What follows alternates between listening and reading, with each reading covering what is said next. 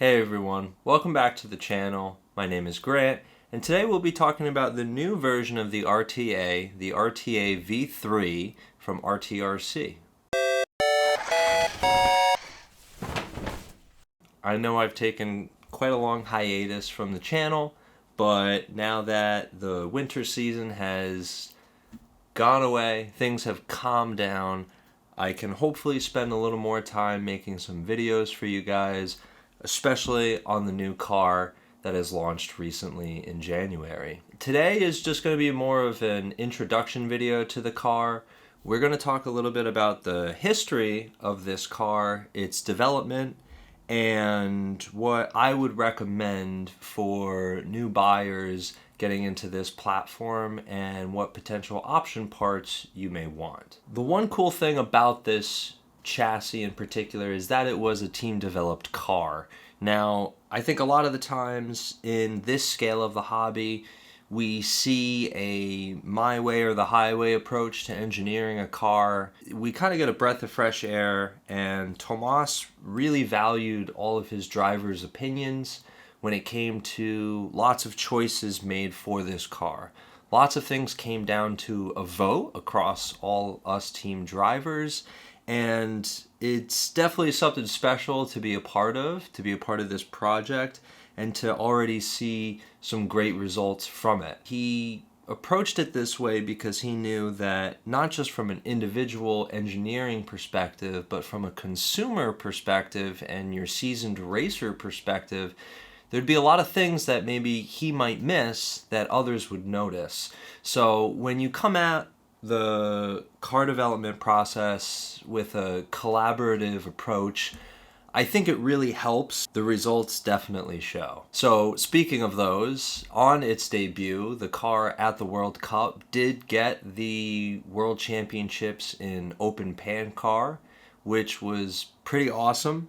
And it had some great results in GT Mod as well. So the great thing is that there's still a lot more potential to unlock in the car. We're still learning a lot more even now, and hopefully we get more dialed setups to you all very soon. Another really cool thing about the history of this car is it's kind of an interim platform. The RTA in RTRC is meant to be a two-wheel drive platform that is easy to put together, easy to tune, and very easy to drive, and is still very competitive and fast. Tomas kind of designed the rough draft of this car pretty quickly, and this was just so that we could have something at Worlds to compete with. And the reality is a lot of what he tested and put together in this car, and along with the feedback from his drivers, this is really just a stepping stone going into a new cars that Tomas plans to work on in the near future. That being said, despite this car being labeled from him as like an interim or substitute car, it definitely doesn't show on the track. It's definitely got that flagship model feel. It's taken some really big design choices that I think are still relatively new to the 1/28 scale scene. And when we take a closer look at both the cars, you'll see what I'm talking about.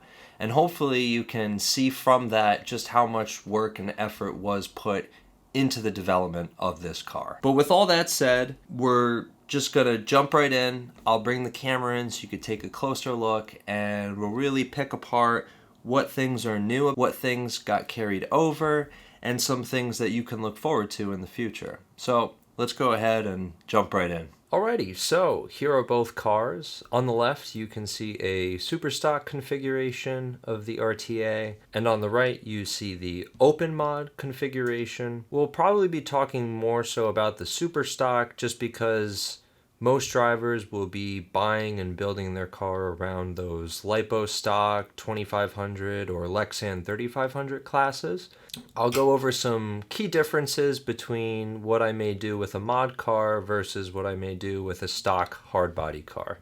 But for the most part, they're all very similar. We'll start at the front, and then we'll work our way to the back talk about some new changes, some new designs that really set this car apart from other brands and other competition. The first new thing that was introduced are our new front bumpers. So what's really cool about these is you can have the same carbon fiber piece on your car, and that way your body posts always remain in the same position, and the only thing that changes is this plastic molding that will perfectly fit a lot of the popular bodies that you use. This is definitely nice to have.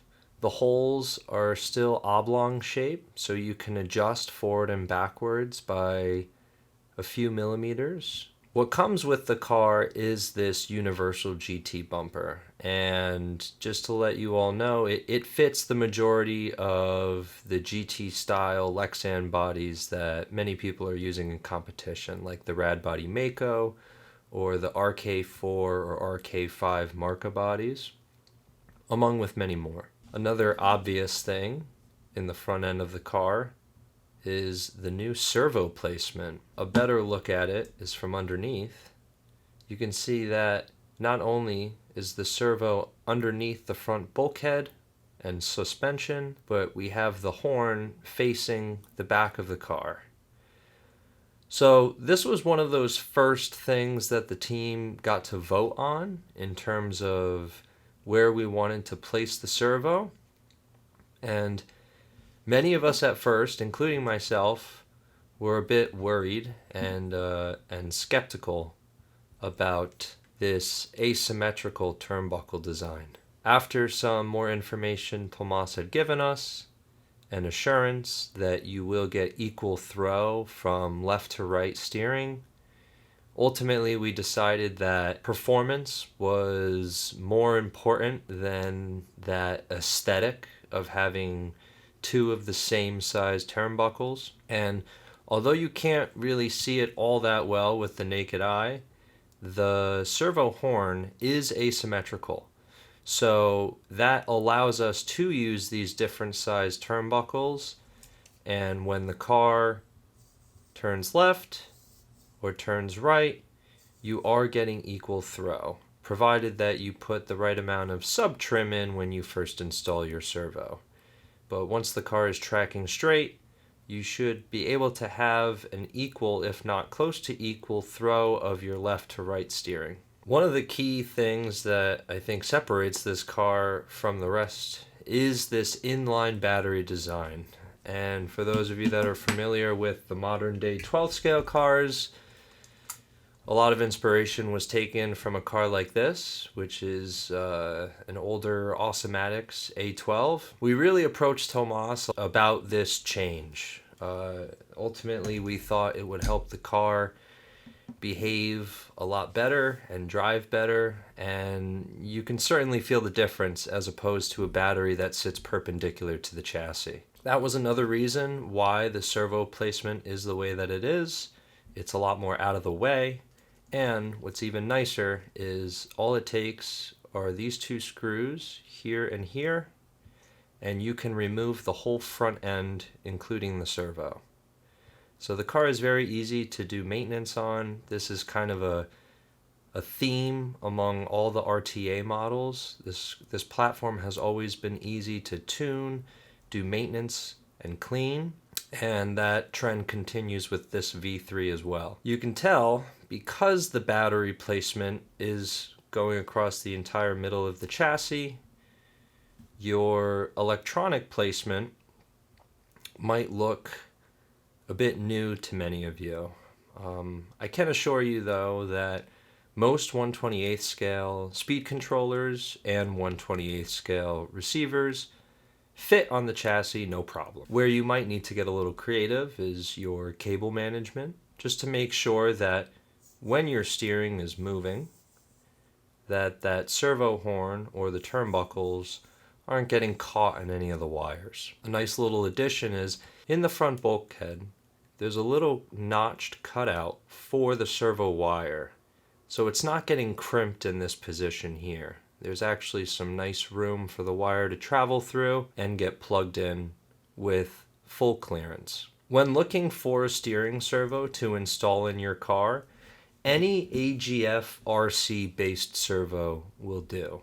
So this one probably looks familiar to a lot of 1/28 scale racers.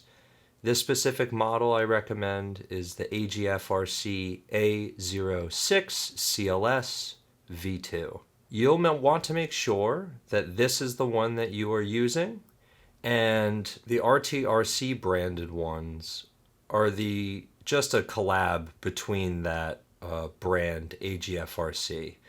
So it's the same internals, it's the same shape. You could see their logo right there. And this one is really just eye candy, essentially.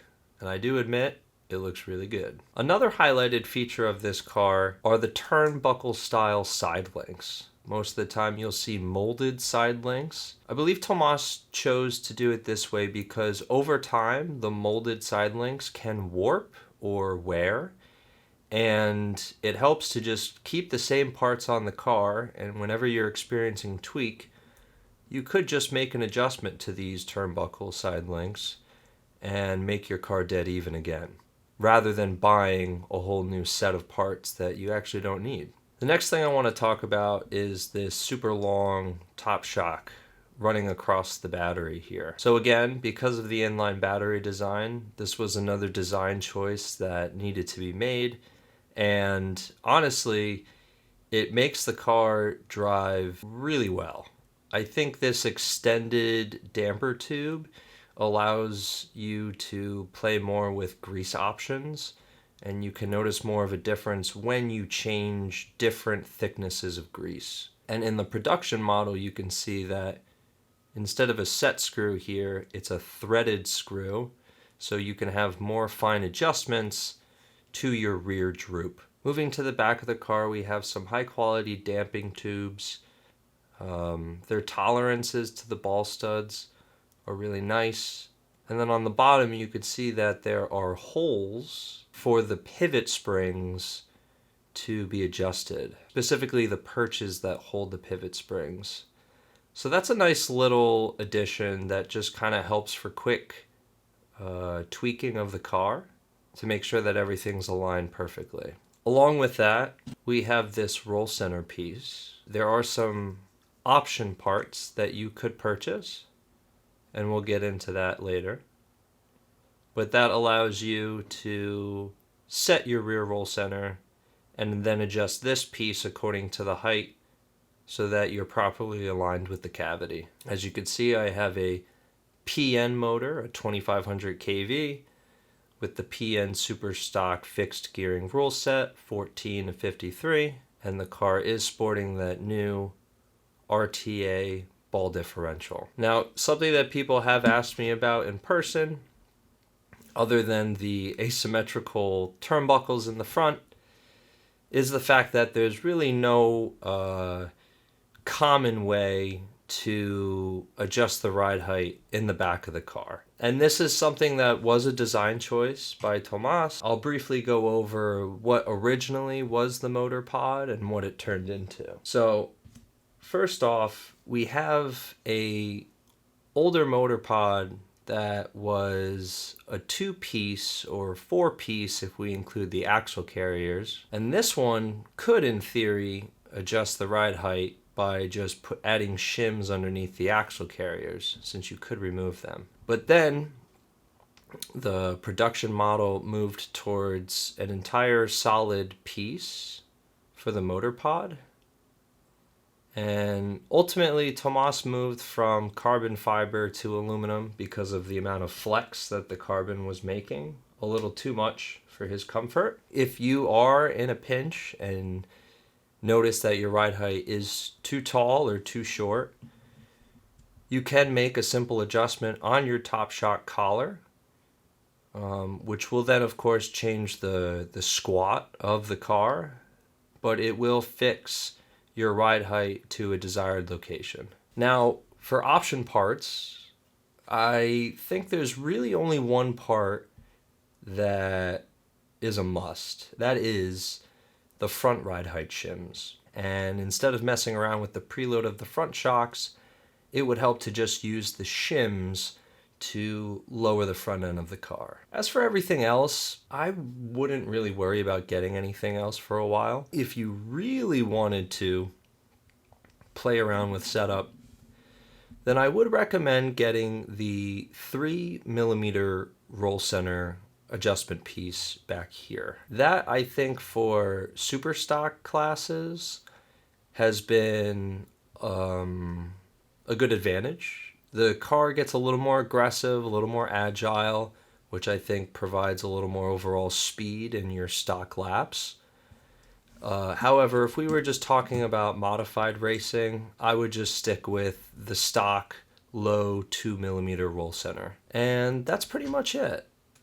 I think maybe even further down the road, you could entertain the idea of using 1-degree knuckles, but those don't become necessary unless you're running in extremely high grip conditions. I think the car out of the box is extremely competitive. You could see I have stock springs on both cars, still runs great. So you'll be able to get by for quite a while without needing too many upgrades. All right, so that was a closer look at the RTA V3 from RTRC. I hope it was well worth the wait. I think waiting on these cars was definitely well worth it. We are very much looking forward to some big races in the future to attend. If not me, then definitely some other teammates of mine. And hopefully we see a lot of you at the upcoming World Cup. But until then, I'll see you guys in the next video. Take care.